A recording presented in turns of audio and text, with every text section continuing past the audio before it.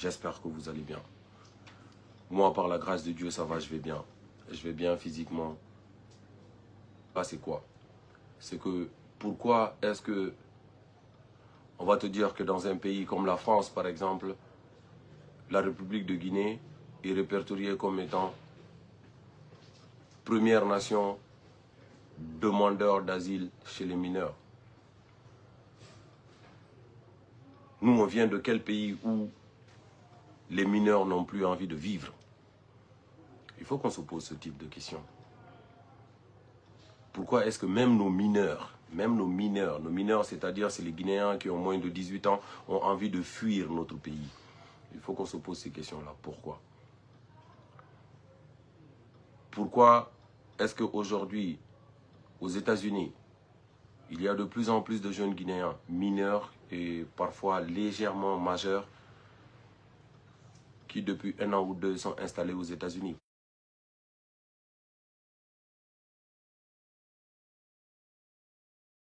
Qu'est-ce que ces enfants guinéens sont en train de fuir?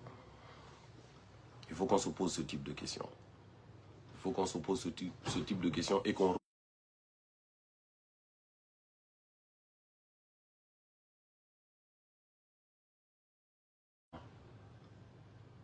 En patriote. En patriote. Voyez. Là, ce qui est à la mode, en ce moment-là, on est encore en train de parler d'une nouvelle constitution. C'est dommage. C'est dommage. Calculer la République de Guinée 2010-2025. 2010-2025, c'est-à-dire en 15 ans. En 15 ans. En 15 ans. Juste en 15 ans. En Guinée, on est encore en train de se battre pour essayer de promulguer une énième constitution. C'est-à-dire en 15 ans, nous, on a eu l'audace, on a eu le courage, pour ne pas dire l'inconscience ou la faiblesse patriotique pour qu'en 15 ans, on ait droit à 3 constitutions. C'est dommage. C'est dommage. C'est dommage.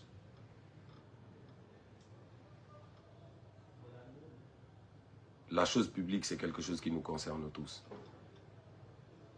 Et à partir du moment où la chose publique est censée nous concerner tous, ce qui est censé régir la vie publique, ce qui est cet ensemble de lois qui est censé déterminer, qui est censé être au-dessus de nos ethnies, qui est censé être au-dessus de nos religions, qui est censé être au-dessus de notre appartenance politique, ou qui est même censé être au-dessus de notre sexualité, c'est quelque chose avec quoi on n'est pas censé jouer. On ne peut pas jouer avec ce que l'on appelle la Constitution quand on est dans un endroit que nous avons le courage et l'audace d'appeler une république.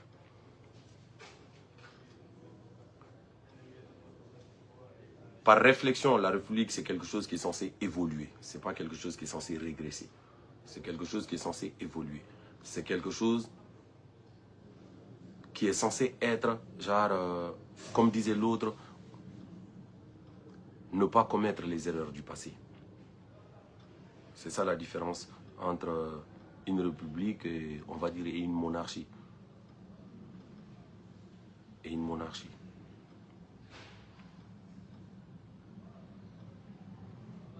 Je n'ai absolument rien contre l'évolution des lois.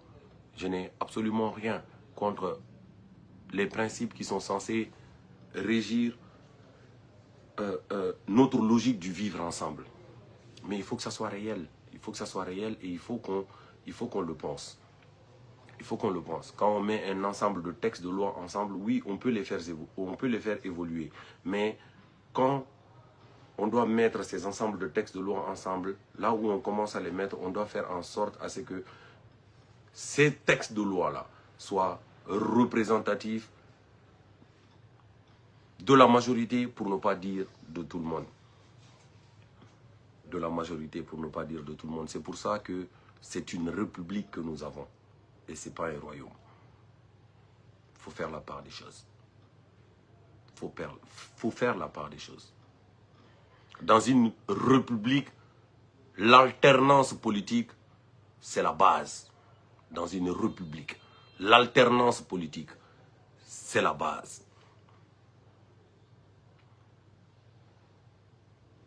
C'est pour ça que on dit qu'il faut voter pour les maires, il faut voter pour les députés, il faut voter pour un président de la République. Il faut voter pour un président de l'Assemblée nationale. C'est parce que c'est une république. Donc on ne peut pas se vanter d'être une république et se comporter comme si nous étions dans une monarchie. On ne peut pas vouloir d'une chose et de son contraire. On ne peut pas vouloir d'une chose et de son contraire. Et nous, nous sommes des Guinéens. Nous sommes des Guinéens. On vient quand même du pays de l'homme qui a dit non à celui qui a dit non à Hitler. Les compagnons de l'indépendance, les compagnons, les camarades de l'indépendance, camarades Sékou Touré et compagnie, pourquoi j'ai du respect pour eux, même si je ne suis pas forcément d'accord avec tout ce qui a été leur régime ou tout ce qui a été leur pouvoir.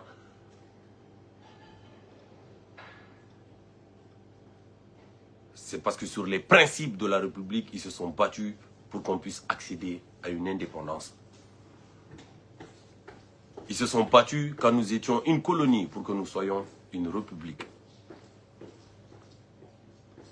Et ce qui est dommage aujourd'hui, c'est que quand on regarde plus de 60 ans après,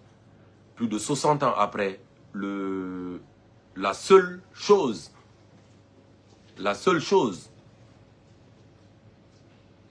qu'on peut retenir sur le principe de la République de Guinée, c'est la création de la République de Guinée.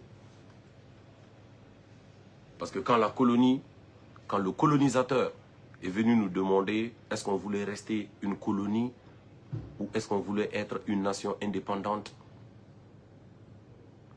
nous avons organisé un référendum et dites-vous bien que c'est le colonisateur qui avait organisé cette élection, ce référendum, et que la voix du peuple a été respectée. Que le peuple a voté non pour accéder à son indépendance. C'est le peuple de Guinée qui a décidé de voter non le 28 septembre 1958 pour que la Guinée soit une république. Pour que la Guinée ne soit plus appelée la Guinée française. Pour que la Guinée ne soit plus appelée une colonie française. Pour qu'on puisse rajouter à l'expression Guinée, République de Guinée. Le peuple a voté non pour qu'on ait le droit de sortir du système colonial.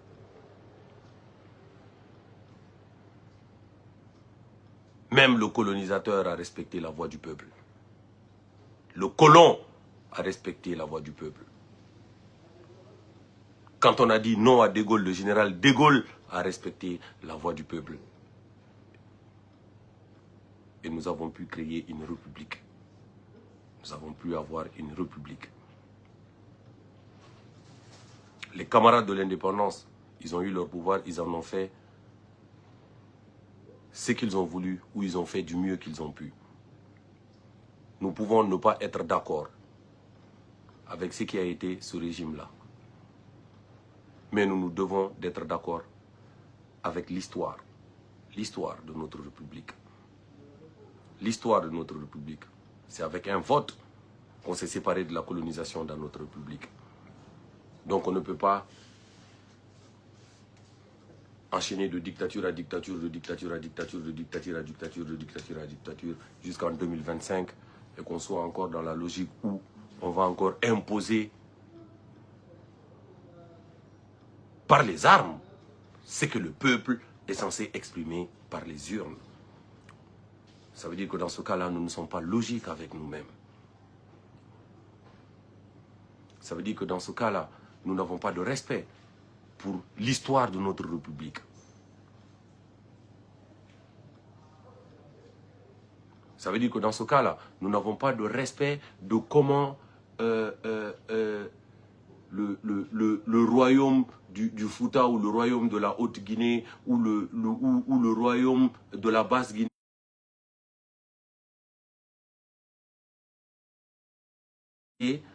dans la souffrance, dans les larmes, dans l'injustice, dans l'arrogance et dans l'intolérance venue d'ailleurs, c'est-à-dire du colon, pour qu'on soit une république.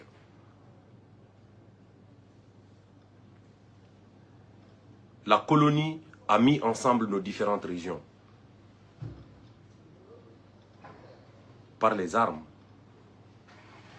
par l'arrogance, par la cupidité. Ils ont mis ensemble nos différents empires.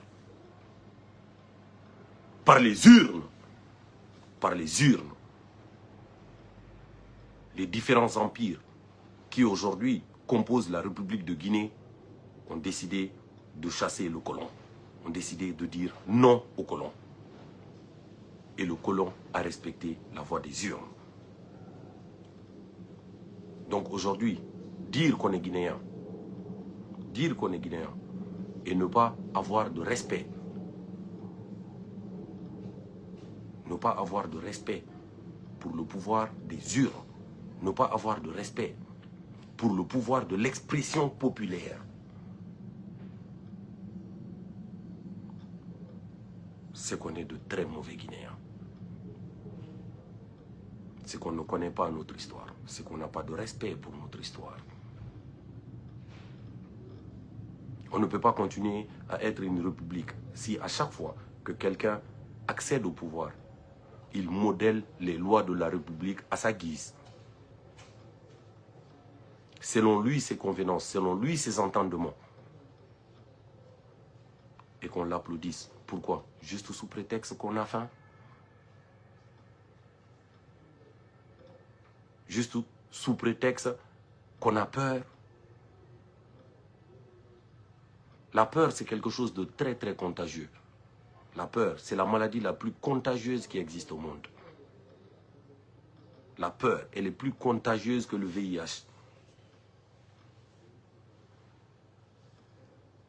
Il faut que nous, génération des années 80, et quand je dis génération des années 80, je pense aux personnes même qui sont en train de diriger en ce moment notre République, parce que c'est des gens qui principalement sont de la génération 80, qu'on décide qu'au nom de la République, on va arrêter de se comporter comme les gens de la génération des années 40, des années 30, des années 50 ou des années 60.